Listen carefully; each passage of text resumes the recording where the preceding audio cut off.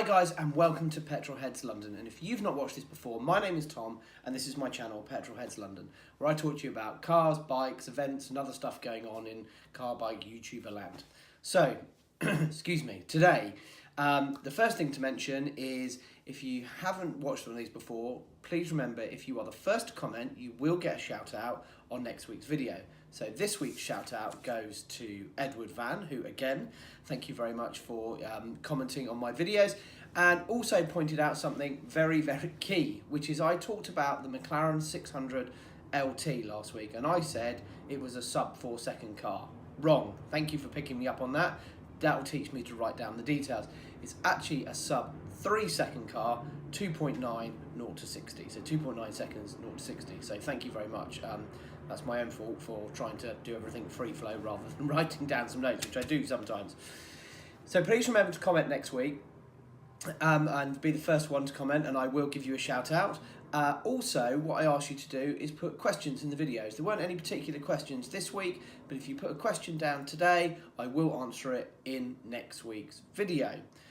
So, there's a few things to talk about this week, and one of the ones I wanted to talk about is, well, YouTuber chaos. So there were a couple of videos that came out this week by a couple of YouTubers that basically faked damage to a supercar. Now, I'm not going to get into the ins and outs of it, but it was incredibly contrived. I also commented on some of their Instagram posts and stuff that was there because I felt like it was, well, it just felt like it was doing it in order to get views and numbers. So, I don't know, I'm just keen to see what you guys think. For me, yes, it is entertainment. There's been a lot of apologies come out, and I think the bad thing is there's also been a lot of hate, and I think that, look, you can dislike something, but I think to be nasty is not what this is about, and most people put themselves out there on YouTube because what they want to do is for the good of people and actually give some good content. So I'm not sure I agree with some of the responses that they seem to be getting.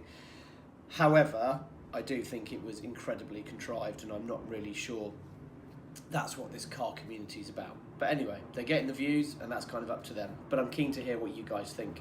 Comment below. I released a couple of videos this week, so the last couple of weeks. So the first one was my 3-litre V6 F-Type and whether or not I should have bought that or a V8, and kind of just talked a bit around the kind of differences and the nuances of those, where the conclusion was maybe I kind of quite like the V8.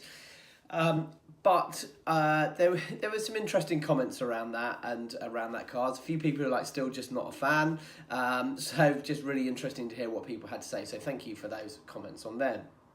The next one is a little while ago I actually released a video around a new titanium exhaust pipe that I put on my motorbike, which had been a long time in the coming, and I know a lot of people have been asking me questions about when it was coming. So thank you for bearing with me. There is another video coming around that, just talking a little bit more around kind of what it actually feels like to ride it, what I was going to try and say, use nuances again of actually having that pipe versus the old one, and potentially what that means to the bike's performance and feel really of riding it, and if there's anything else you need to do.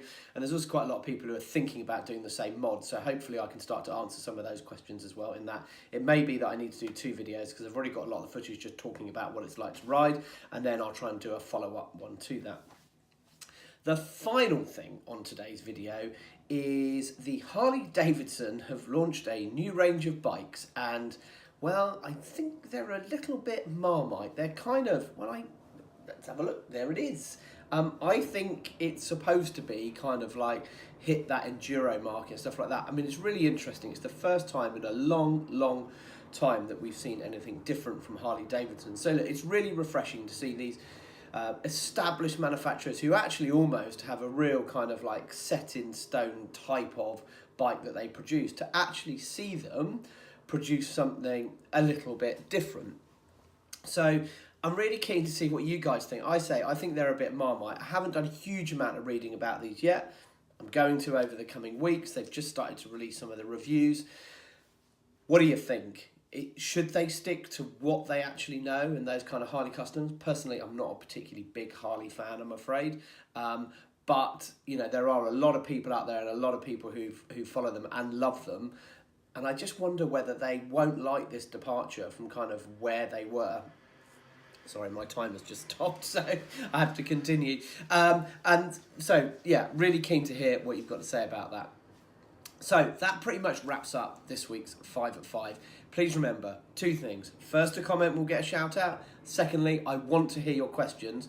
And actually, part of that is, what do you think about these 2 things I mentioned today? What do you think about the YouTuber chaos that happened this week and the contrived videos? And what do you think about these Harley Davidsons? Love to hear what you think. Take care, guys. Cheers.